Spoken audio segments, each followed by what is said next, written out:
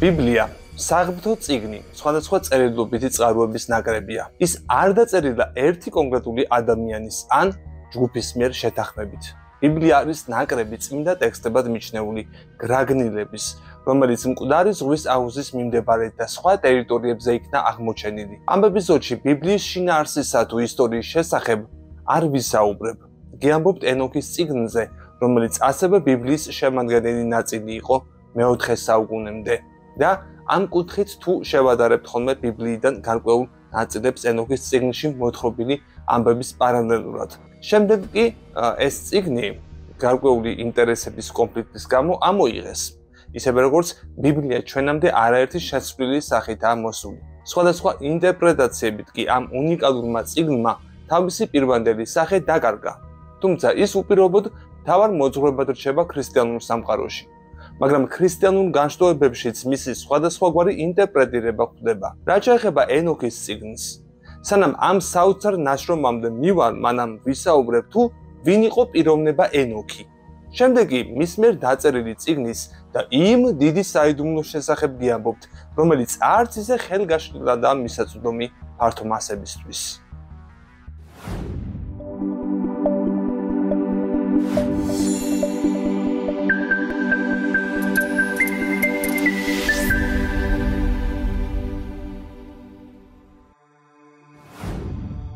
ენოქი იყო პირველი ადამიანი, რომელიც ღმერთმა ზეცაში ცოცხლად აიტაცა. ის იყო ნოეს დიდი ბაბუა. ებრაულ ტრადიციაში მიიჩნევა, რომ მან დაწერა წიგნი, რომელიც ისტორიამ შემოგვინახა ენოქის წიგნის სახელით. სინამდვილეში ეს წიგნი დაიწერა დაახლოებით ძველი წელთაღრიცხვის 300 წლიდან ძველი წელთაღრიცხვის 100 წლამდე პერიოდში. მისი ასლები აღმოჩენილია ეგრეთ წოდებული მკვდარი ზღვის ხელნაწერებშიც.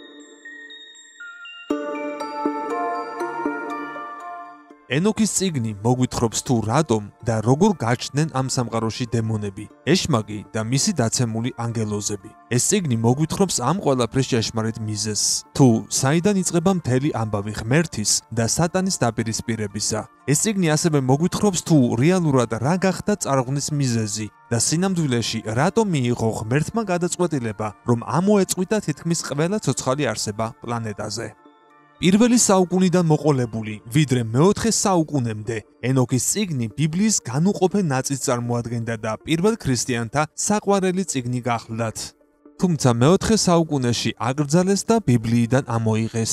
ენოქის წიგნი დავიწყებას მიეცა.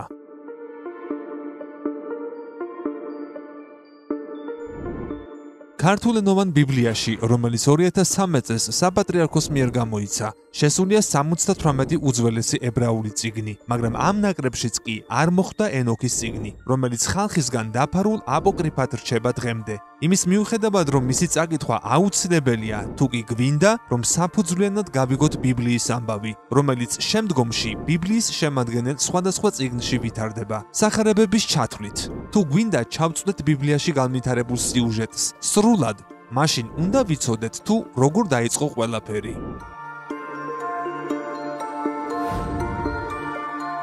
რელიგიის მცოდნეები, თეოლოგების გარკვეული ნაწილი თვლის, რომ ენოქის წიგნი დაუმსახურებლად არის გამოდევნილი საღვთისმსახურებო გამოყენებიდან და მიკუთვნებული ძველ აღთქმისეულ აპოკრიფულ ლიტერატურას, რადგან თავის დროზე ამ წიგნის შინაარსს, მის ავტორიტეტს იმოწმებდნენ როგორც მოციქულები, ასევე ქრისტიანობის პირველი საუკუნის წმინდა მამები. რატომ არ ხდება გაბედულად მონიშნა კაცობრიობის სულიერი ცხოვრების საზღვრების? საინტერესოა, თუ კი ადამიანის ცხოვრების ხარისხს ცოდვით დაცემამდე და ედემის ბაღიდან განდევნის შემდეგ ღვთისმეტყველებაში ტრადიციულად დიდი ადგილი ეთმობა. წარღვნამდელი კაცობრიობისა და ასევე მის შემდეგ დაბადებული ადამიანების სულიერ ცხოვრებაზე ცნობები აშკარად არასაკმარისია. არ არსებობს სრული გაგება იმისა, რომ სამყაროში ქრისტეს მოსვლით დადგა აბსოლუტურად ახალი რეალობა და კაცობრიობა ამ მერიდან სულ სხვა სამყაროში ცხოვრობს, რომელიც რადიკალურად განსხვავდება ქრისტიანობამდელი ცხოვრებისგან. და ჩვენ თუ რაღაცას ვერ ვაკვირდებით ჩვენს ამჟამინდელ სულიერ რეალობაში, ეს სულაც არ ნიშნავს იმას, რომ ის არც უწინარსებობდა ადამიანის ცხოვრებაში. ისეთი რა უნდა მოემოქმედნათ წარღვნამდელ ადამიანებს, რომ უფალი იძულებული გახდა მათი ურჯულოებისათვის ზღვარი გაევლო. და ყველანი წარღვნის წყლებით დაეხოცა. თუ ხალხები, რომლებიც მოგვიანებით დაიბადნენ და დააფუძნეს მაგიურ ცივილიზაციათა დიადი სახელმწიფოები, წარმართულ ღვთაებათა თავიანთი კულტებით, კაცთა სისხლიანი მსხვერპლშეწირვებით, სასტიკი ომებით, რიტუალური გარყვნილებით და სხვა რელიგიური სისაძაღლეებით. მაინც წარქმნდნენ კაცობრიობაზე უფრო მართალნი აღმოჩნდნენ ღვთის თვალში და არ დაიმსახურეს მსგავსი სასჯელი. ეს რომ ასე არ არის, მოწმობს წმინდა წერილი. როცა დაიწყეს გამრავლება მიწის მკვიდრებმა და მომრავლდნენ მათი შვილები, ერები და მრავალი ხალხი. თავიანთ წინაპრებზე უფრო მეტად დაიწყეს უკეთურების ქმნა. სწორედ ამიტომ ენოქის წიგნი სამართლიანად მიიჩნევა ძველი აღთქმის ყველაზე მნიშვნელოვან აპოკრიფად და ერთ-ერთ უნიკალურ წყაროდ, რომელიც მოგვითხრობს კაცობრიობის წარღვნამდელ ცივილიზაციაზე. ის შეიცავს დაცემული კაცობრიობის ცხოვრების წარღვნამდელი ყოფიერების დეტალურ აღწერას, რომელიც ყველაზე ტრაგიკულია კაცობრიობის მთელი ისტორიის განმავლობაში. ეს ხომ ბუმბერაზების ეპოქაა.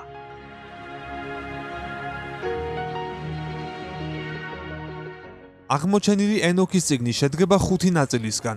პირველი დარაჯთა წიგნი, მეორე სიმბოლოთა ანუ იგავთა წიგნი, მესამე ასტრონომიული წიგნი, ანუ წიგნი ზეცურ მნათობთა მოძრაობაზე, მეოთხე ხილვათა წიგნი და მეხუთე ენოქის ეპისტოლეთა წიგნი.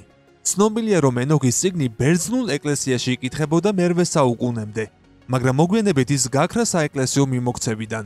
უკვე მე-4 საუკუნის მიწურულიდან ენოქისეული ლიტერატურის ციტირება მართლმადიდებლობიდან გადახრეს ნიშნად აღიქმება, რადგან ენოქისეულ ტექსტებს აქტიურად იყენებდნენ მანიქეველები. ამ ტერმინს ერთგვარ ერეტიკოსებს უწოდებდნენ. ამავდროულად ენოქის წიგნის ისტორიულ გამოკვლევებში ის მაინც ავტორიტეტულ წიგნად რჩება. ასე მაგალითად, მისი მთელი ფრაგმენტებია შესული ბიზანტიელი ისტორიკოსის გიორგი სვინკელოსის ქრონიკებში მე-9 საუკუნეში. როგორც ცნობილია, აბისინიაში, ეთიოპიაში აღმოაჩინეს ენოქის წიგნის ტექსტის 4 მანუსკრიპტი, რომლებიც შემდეგ ევროპის სხვადასხვა ბიბლიოთეკაში გადანაწილდა. ამასთან ტექსტებში აღინიშნებოდა არსებითი განსხვავება და წაკითხვა. კორექტული თარგმანისთვის კი საჭირო იყო მათი დეტალური შედარება. ეს სამუშაო მე-19 საუკუნის შუა წლებში შეასრულა გერმანელმა ბიბლიისტმა დილმან ავგუსტმა. შედეგად მის მიერ გასწორებული ეთიოპიური ტექსტი გერმანულ ენაზე გამოიცა. მოგვიანებით გამოიცა იმავე ავტორის კიდევ უფრო ზუსტი თარგმანი გამოიცა.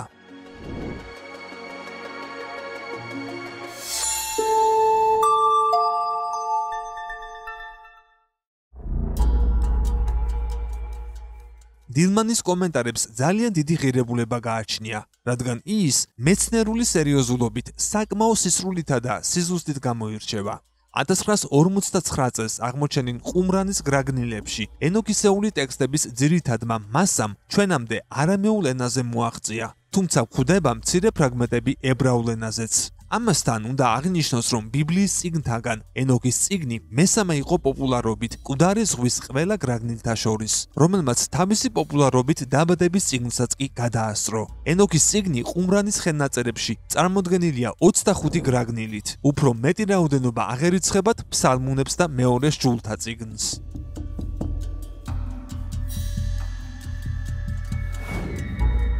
ყუმრანის ხელნაწერების ტექსტოლოგიური ანალიზი აჩვენებს, რომ ენოქის წიგნს გააჩნდა მყარი ტექსტუალური საფუძველი.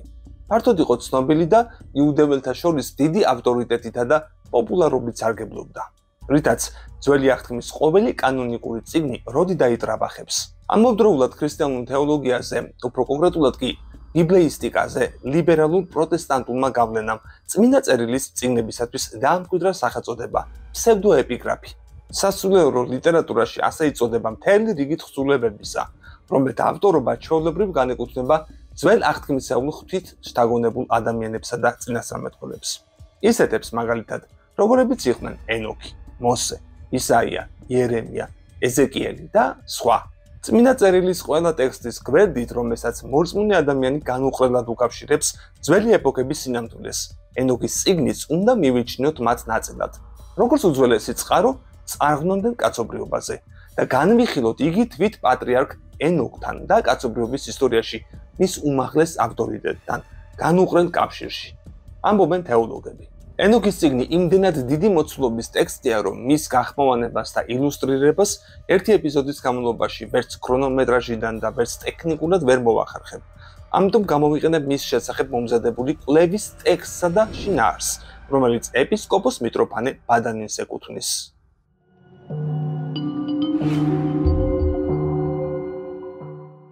კაცობრიობის წარღვნამდელი ისტორიის განმარტებაში იუდაური ბიბლიური ტრადიცია სრულიად ეთანხმება ენოქის წიგნს. ჩვენს მიერ განსახილველი ისტორია ეხება დროებას, როდესაც დაინახა უფალმა ღმერთმა, რომ იმატა ადამიანთა უკეთურებამ ამ ქვეყნად, რომ უკეთური იყო მუდამ ჟამს მათი ყოველი გულისთქმა.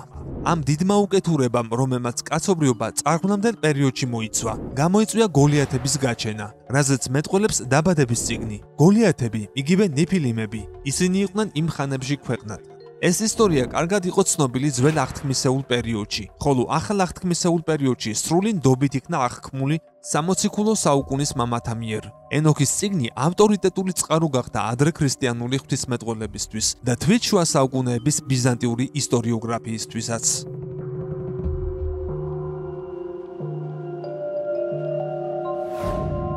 გოლიათთა ეპოქაზე ბიბლია ლაპარაკობს, როგორც კარგად ცნობილ ამბავზე.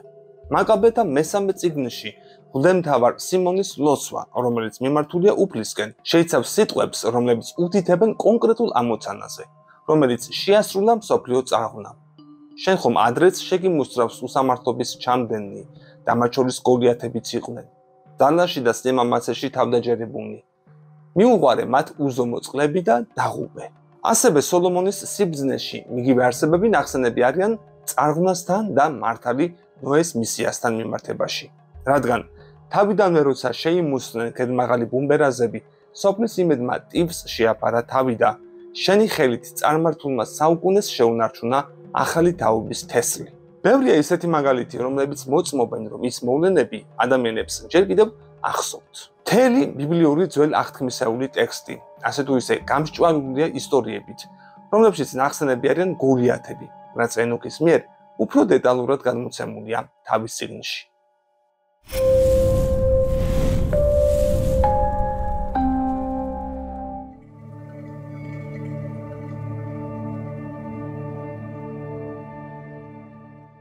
იესო ქრისტეს სწავლებაში და მისი მოციქულების თხზულებებში ვპოულობთ უხვ ცნობებს, რომელიც მხოლოდ ენოქის წიგნშია მოცემული. უნდა ვაღიაროთ, რომ სწორედ ახალმა აღთქმამ მოულოდნელად და სრულფასოვნად დაგვიბრუნა მისი ციტატები, ტერმინები და სახეები. და საიდუმლო როდია, რომ სწორედ ამ ვითარებამ შეაცმუნა მე-18 საუკუნის ევროპელი ღვთისმეტყველები, ამ ძველი წყაროს კვლავ გამოყენებაში დაბრუნების შემდეგ. ამ ვითარებას განსაკუთრებული გააფთრებით აღუდგნენ წინ პროტესტანტები, რომლებიც ამტკიცებდნენ, რომ წიგნის ტექსტი გვიანდელი ქრისტიანული გარემოს ნაყალბებია და მხოლოდ ყუმრანში, მკვდარი ზღვის გრაგნილებში აღმოჩენილმა ენოქის წიგნის ასლმა დაამტკიცა მისი სიძველის სინამდვილე. აღსანიშნავია, რომ ამა თუ იმ ძველი წერილის მიღების ან უარყოფის ძირითად და უდავო კრიტერიუმს წარმოადგენს მტკიცებულება, რომელსაც იესო ქრისტე და ახალი აღთქმის ავტორები იმოწმებენ, თუ არ იმოწმებენ ციტატებს აპოკრიფებიდან, ძველი აღთქმის პრაქტიკულად ყველა კანონიკური წიგნიდან.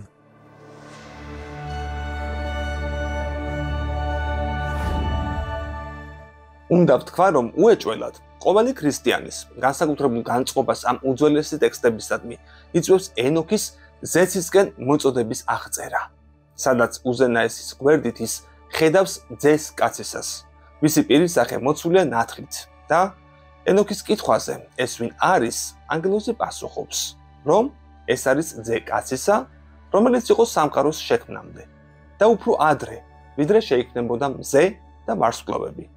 ის დასახელებული იქნა სულთა უფლის წინაშე.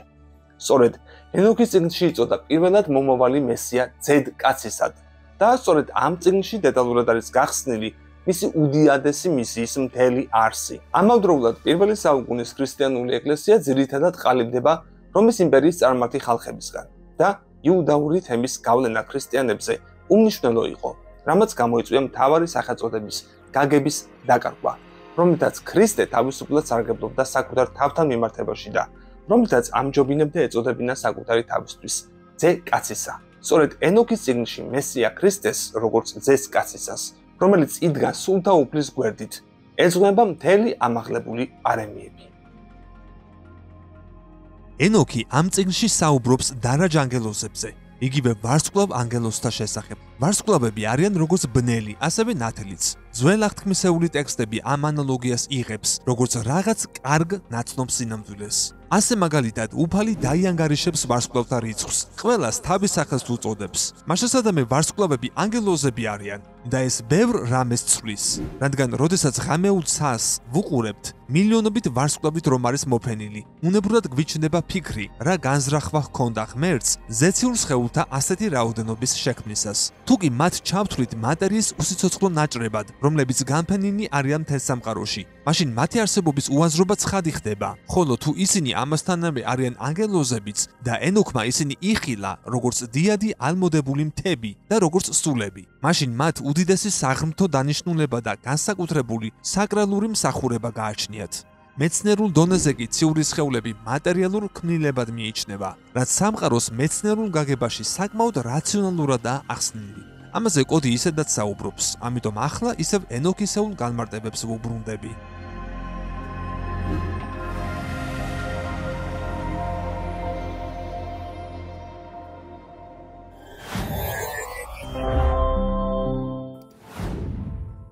როგორც ვიცით, მიცვალებულთა საყოველთაო აღდგომის შესახებ წმინდა წერილში ყველაზე თვალსაჩინოდ მეტყველებდა წინასწარმეტყველი ეზეკიელი. როდესაც უფლისგან შთაგონებულმა თქვა, რომ გამხმარი ძვლები შეიმოსავენ ხორცს და გაცოცხლდებიან. ასევე წინასწარმეტყველ ესაიასთან არის ასეთი სიტყვები: გაცოცხლდებიან შენი მკვდრები, აღდგებიან გვამები, გაიღვიძეთ და იყიჟინეთ, ტვერში დავანებულნო, რადგან ნათლის ცვარია შენი ცვარი და აჩრდით და ქვეყანაზე მოაფენ მას. რადგან აჰა, უფალი გამოდის თავისი ადგილიდან ქვეყნის მკვიდრთა დასასჯელად, მათი ცოდვისთვის. მიწა გამოაჩენს თავის სისხლს და აღარ დაფარავს თავის დახოცილებს. ენოქის მიერ აღწერილი ქრისტეს მეორედ მოსვლისა და საშინელის სამსჯავრო სახეები და ეპითეტები განსაოცრად ახალ აღთქმისეულია. მოგიზგიზე ცეცხლის ალი იყო მის გარშემო, ამ შემთხვევაში ქრისტეს გარშემო, და დიდი ცეცხლი იყო მის წინაშე და არავის შეეძლო მასთან მიახლება იმათგან, ვინც მის ირგვლივ იყო. განსაკუთრებული არიან მათი სულები ამ დიდ ტანჯვაში, სანამ არ დადგება სამსჯავროსა და სამარადისო სარჩელის დიადი დღე. მგმობართათვის, როდესაც უფალი შურს იძიებს მათზე და დამსჯელი ანგელოზი შეკრავს მათ აქ სამარადისოდ. კაცობრიობის ისტორიის დასრულების ბიბლიისეული კიდევ ერთი საინტერესო ნიუანსი შეიძლება ვნახოთ ენოქის გადმოცემაში. ლაპარაკია დროზე, როდესაც გაიგებთ ომებისა და აშლილობების ამბავს. აღდგება ხალხი ხალხის წინააღმდეგ და სამეფო სამეფოს წინააღმდეგ. როგორც ენოქი წერს, მეორედ მოსვლის დროისთვის დადგება მომენტი, როდესაც ბრძოლისათვის აღარ იქნება არც რკინა და არც აბჯარი. რკინის მადანი გამოუსადეგარი გახდება და ვერ მოიტანს ვერავითარ სარგებელს და შეწყდება ტყვის მოპოვებაც. ეს საგნები გაქრება და აღიხოცება პირისაგან მიწისა, როდესაც გამოჩნდება რჩეული სულთა უფლის პირის სახის წინაშე.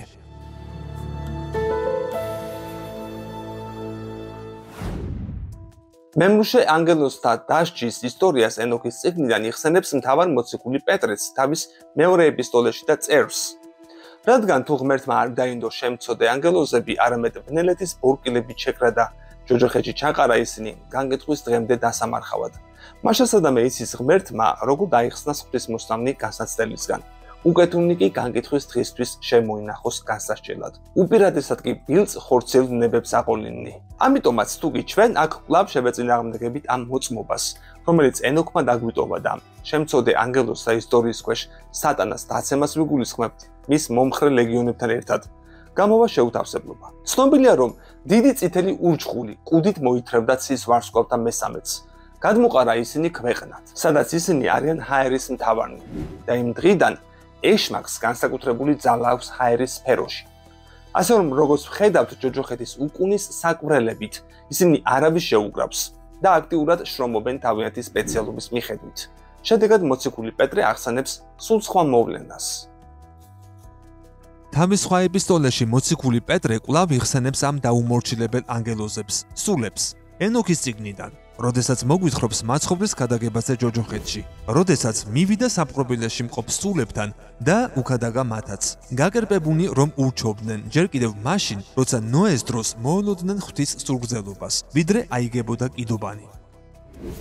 და კვლავაც არსებობს განმარტებები, რომლებიც კატეგორიულად არიღებენ დაცემულ ანგელოზთა წარმომავლელ ისტორიას. დაბეჭდებით ამტკიცებენ, რომ აქ ლაპარაკია არა დაუმორჩილებელ ანგელოზებზე, არამედ ცოდვილ ადამიანთა სულებზე. მაგრამ ჯერ ერთი სეპტუაგინტაში ბერძნული სიტყვა პნეუმასი ნიშნავს სწორედ სულებს და არა სამშვინველს, შვინვას.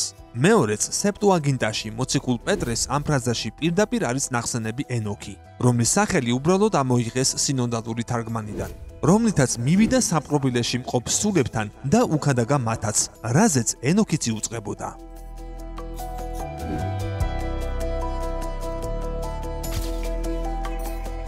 არსებითადაც ზემოთ მოტანილი სინოდალური თარგმანი კრიტიკას ვერ უძლებს, რადგან ჩნდება კანონზომიერი კითხვა, საკუთრებ რით იყო გამოწვეული ასეთი არჩევითობა, რატომ ვერ ეღირსა მაცხოვრის ქადაგება ჯოჯოხეთში მყოფ ყველა ცოდვილს, არამედ მხოლოდ ნოეს დროინდელთ?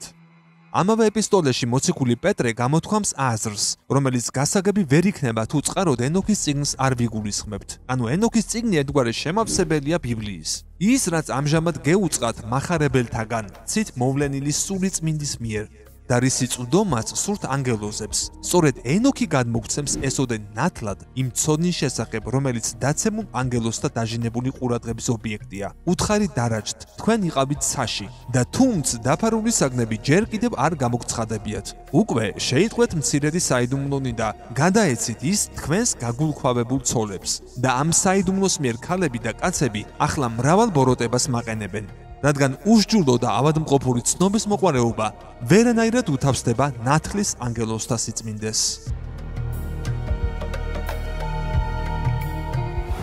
ჩვენს მიერ მოციქულთა ეპისტოლეებიდან დამოწმებული ციტატების გარდა, რომლებიც მკითხველს ინფორმაციას აწვდიან, ენოქის წიგნიდან მოციქულ იუდას კათოლიკე ეპისტოლეში საერთოდ პირდაპირ ჟღერს ციტატა ამ წიგნიდან. მოციქული მოწმებს ტექსტს, რომელიც დედანში ასე ჟღერს. სიტყვა ენოქის კურთხებისა, რომლითაც მან აკურთხა რჩეუნი და მართამნი, რომლებიც იცოცხლებენ ჭირვების დღეს, როდესაც ყველა ბოროტი და უკეთური უარყოფილი იქნება და შემდეგ მოდის თვით კურთხების ტექსტი. ის, ანუ ქრისტე, მოდის უთვალავ წმინდანთან ერთად, რათა აღასრულოს სამშაბრო ჩვენზე და გაანადგურებს ყველა უკეთურს და განშეს ყოველ ხორცელს იმის გამო, რაც ცოდვილებმა და უკეთურებმა აღასრულეს მის წინააღმდეგ. ენოქის კურთხების სიტყვები, რომელიც ციტირებულია იუდას მიერ მის ეპისტოლეში, ენოქის წიგნისა და ახალი აღთქმის მრავალრიცხოვანი თარგმნის შემდეგ ასე ჟღერს. მათთვის იწინასწარმეტყველა ენოქმა მეშვიდე ადამის შემდეგ, რომელმაც თქვა: აჰა, მოვიდა უფალი მისივე წმინდათა სიმრავლით, რათა განსარჯოს ყველანი და ამხილოს უღმერთონი მათივე უხთო საქმეთა და ღვთისმგმობლურ სიტყვათა გამო, მის მიმართ რომ იტყოდნენ უხთო ცოდნინი. ხედავთ, რომ ენოქის წიგნის ციტირება მოციქულთა მიერ და ტრადიციულად ქრისტიანთა მოწიწებითი დამოკიდებულება ენოქისადმი წინასწარმეტყველ ილიასთან ერთად გვალვალდებულებს ყურადღებით მოვაპყროთ ამ წიგნს. ჩვენ წელთაღრიცხვის პირველ საუკუნეებში ენოქის წიგნი კარგად იყო ცნობილი და დიდი ავტორიტეტითაც სარგებლობდა, რაზეც მეტყველებს ენოქის წიგნიდან აღებული მრავალრიცხოვანი ციტატები ადრე ქრისტიანულ თხზულებებში. ამბობენ თეოლოგები და ასევე ამ განმარტების ავტორი ეპისკოპოსი მიტროფანე ბადანინიც ამასვე აცხადებს თავის კვლევით ნაშრომში. აქედან გამომდინარე გვაქვს თუ არა უფლება ასე იოლად გადავხაზოთ წარღვნამდელი კაცობრიობის ისტორიის მოვლენა და ფაქტობრივი მხარე, რომელიც დეტალურად არის აღწერილი ამ წიგნში. მით უმეტეს, თუ გავითვალისწინებთ, რომ პრაქტიკულად ყველაფერი, რაზეც ენოქი მოგვითხრობს, ამა თუ იმ ზომით ნახსენებია დაბადების წიგნში, ასევე პრაქტიკულად დედამიწის ყველა ხალხთა ისტორიულ გადმოცემებში. ჯოჯოხეთის სამი დონე.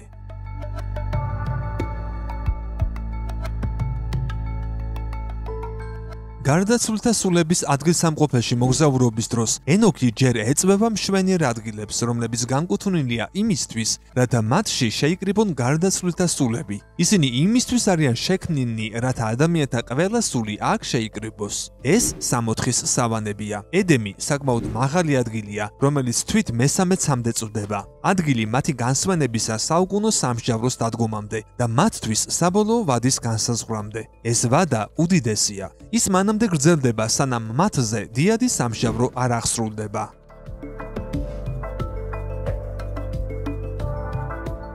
უნდა აღინიშნოს, რომ ამ ადგილებში ადამიანთა სულები არ იყვნენ. ენოქი ხედავდა გარდაცვლილთა სულებს, მაგრამ ისინი სადღაც შორს იყვნენ, ხოლო მათი ხმა ცამდე აღწევდა და წუხდა. ვისია ეს სული, რომლის ხმაც ზეცამდე ამოდის და წუხს? ჰკითხა ენოქმა მის თანხმლებ ანგელოზ რაფაელს, რადგან თვითონ ამისი დანახვა არ შეეძლო. ეს სულია, რომელიც აბელისგან გამოვიდა, მისმა ძმამ კაენმა რომ მოჰკლა. ის ჩიბის მის გამო. ამ წუხილს ადასტურებს უფალიც დაბადების წიგნში. უთხრა ღმერთმა კაენს, ეს რა ჩაიდინე? შენი ძმის სისხლი მიწიდან შემომღაღადებს. საინტერესოა აღინიშნოს, რომ მოციქული პავლე როგორც ჩანს აბელის საიქიო მდგომარეობის შესახებ ინფორმაციას სწორედ ზემოთ მოტანილი ენოქის წიგნიდან იღებს. რწმენით შესწირა აბელმა ღმერთს უკეთესი მსხვერპლი, ვიდრე კაენმა. რწმენით მიიღო მოწმობა, რომ მართალი იყო, როგორც უმოწმა ღმერთმა მის მსხვერპლს და სიკვდილის შემდეგაც კვლავ რწმენით მეტყველებს.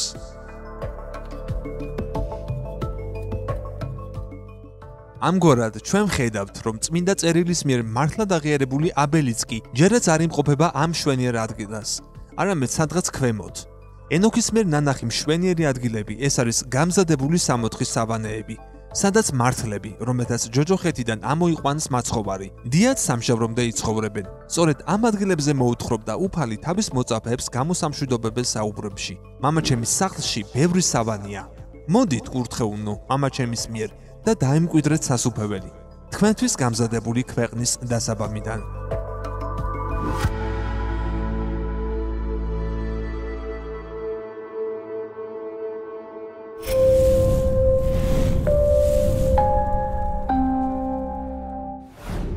გამორჩეულად უნდა ითქვას, რომ ყველაზე ხშირად ენოქის წიგნისა და სახარების ეს ანალოგიები ვლინდება ბოლო ჟამის აღწერილობებში, რაც კანონზომიერია. თუ კი გავითვალისწინებთ, რომ ენოქის წიგნი მნიშვნელოვნ ნაწილად აპოკალიფტურია. მაგალითად, იოანე ღვთისმეტყველის გამოცხადებაში წერია, ერთ-ერთმა 7 ანგელოზთაგან მიჩვენა სიცოცხლის წყლის მდინარე, კამკამა, როგორც ბროლი, რომელიც მოედინებოდა ღვთისა და კრავის ტახტიდან. ენოქთანაც აღწერილია იგივე მდინარე, რომელიც მოედინება ტახტიდან. დიადი ტახტიდან მოედინებოდნენ აბობოქრებული ცეცხლის მდინარეები, ასე რომ შეუძლებელი იყო მათი მზერა. ენოქის მთელი წიგნი ახსავსია რჩეული კაცის ძის განდიდებით.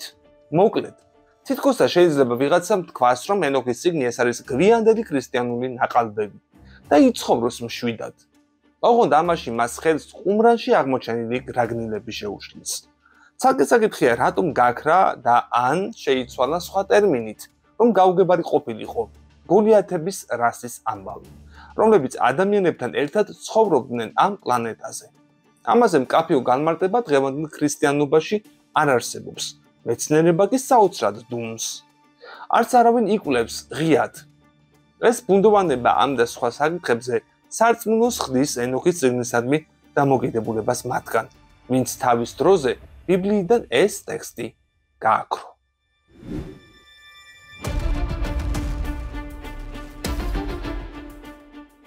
ენოქის წიგნი წარმოადგენს ინფორმაციის უნიკალურ წყაროს, რომელიც მის გარეშე ჩვენთვის აბსოლუტურად მიუწვდომელი იქნებოდა.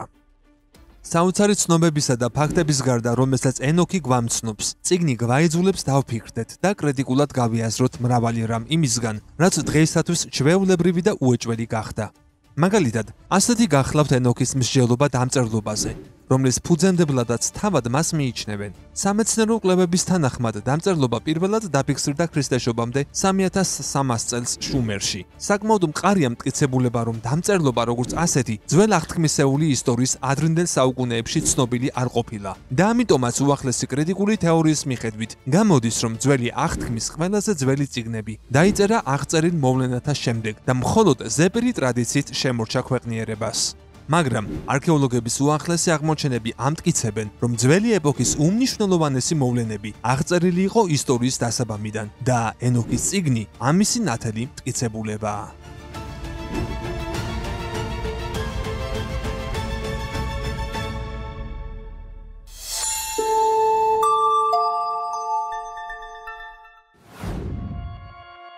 შუამდინარეთის სხვადასხვა ქალაქში, ურსა და ქიშში, ურუქსა და შურფაქეში ჩატარებულმა გათხრებმა აჩვენა, რომ ყველა ეს ქალაქი დაექვემდებარა კატასტროფულ წყალდიდობას. ასე მაგალითად, ნინევიაში 18 მეტრის სიღრმეზე ნაპოვნი იქნა წარღვნამდელი შრე, რომლის სისქე 9 მეტრიდან 2 მეტრს აღწევდა. ურის ქიშისა და ფარას რაიონებში წარღვნისეული შრის ქვეშ აღმოჩენილი თიხის ფირფიტები პიქტოგრაფიული დამწერლობითა და ბეჭდებით ადასტურებს ებრაელთა და არაბთა გადმოცემებს, რომ დამწერლობა გამოგონილ იქნა ჯერ კიდევ მწერალ ენოქის მიერ, რომელმაც რამოდენიმე მის მიერ დაწერილი წიგნიც დატოვა. თვით ენოქის წიგნი დასული იყო ჯერ კიდევ უძველეს პერიოდში. გამოდის, რომ ენოქის წიგნი წარღვნის დროს ნოემ თან წაიღო კიდობანში და ამგვარად წარღვნის შემდეგ მცხოვრები ადამიანებისათვის ცნობილი გახდა ენოქის წინასწარმეტყველებანი.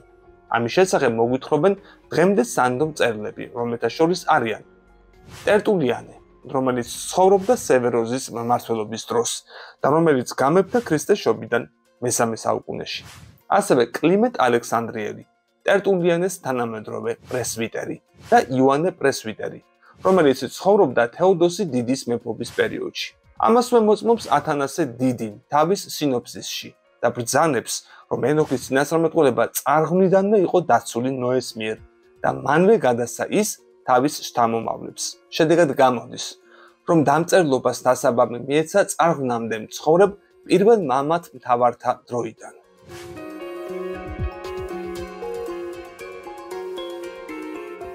ამ კვლევის ავტორი ხაზს უსვამს, რომ განსაკუთრებით მიუღებელი იქნება განათლებული გონებისთვის კაცობრიობის ისტორიაში დამწერლობის როლის ზემოთ მოტანილი შეფასებაც. და უნდა გვესმოდეს, რომ ენოქი ლაპარაკობს მხოლოდ შორეულ ტრაგიკულ დროებაზე კაცობრიობის ისტორიისა, რომელიც ღმერთს თანდათანობით სულ უფრო და უფრო შორდება. ენოქი გლოვობს ადამიანზე თავდაპირველი საღვთო ჩანაფიქრის დამახინჯების გამო, რომლის თანახმადაც ადამიანები ანგელოზებზე უკნინესად როდი შეიქნენ. რათა ყოფილიყვნენ მართალნი და წმინდანი, რათა სიკვდილი, რომელიც ყველაფერს ღუპავს, მათ არ შეხებოდა. როგორც ხვდებით, ანგელოზები არ იყენებდნენ დამწერლობას და მის ატრიბუტებს სიტყვათა გამოსათქმელად, რადგან თავიანთი მეტყველების ფიქსაციისთვის სხვა უნარები გააჩნდათ, ძირითადად ტელეპათიური. ეს უნარები, რომლებიც ადამიანსაც ებოძა მისი შექმნის დროს, ცოდვით დაცემის დროს დაიკარგა. თავისი ახალი მეგობრების დახმარებით კაცობრიობას ასწავლეს საწერ კალმითა და მელნით დაეფიქსირებინა თავისი სიტყვა. ამასთან, როდესაც დამწერლობაზე მსჯელობთ, ჩვენ სულაც არ გვავიწყდება, რომ სწორედ წერილობით გვიბოცა ღმერთმა წმინდა წერილის უდიდესი საგანძური და ამ პატარა და უსულო საწერ კალმითა და მელნით ესოდენი დიადი საიდუმლოებანი გვაუწყა. თუ რა თქმა უნდა რელიგიურ სწავლებას გავყვევით.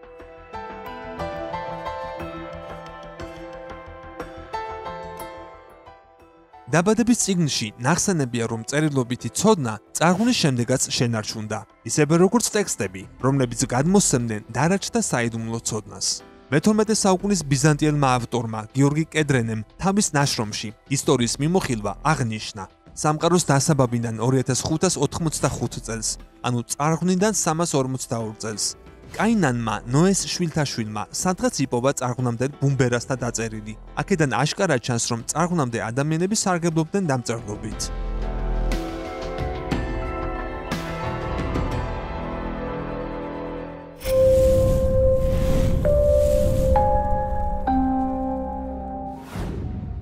ბიბლია შეიცავს ბევრ იდუმალ წიგნს, რომელიც სხვადასხვა გვარად იქნა განმარტებული. ერთ-ერთი უდიდესი საიდუმლო კი დაკავშირებულია გამოცხადების წიგნთან. ენოქი არის იდუმალი ფიგურა, რომელიც ბიბლიის ნაწილი იყო და აღარ არის.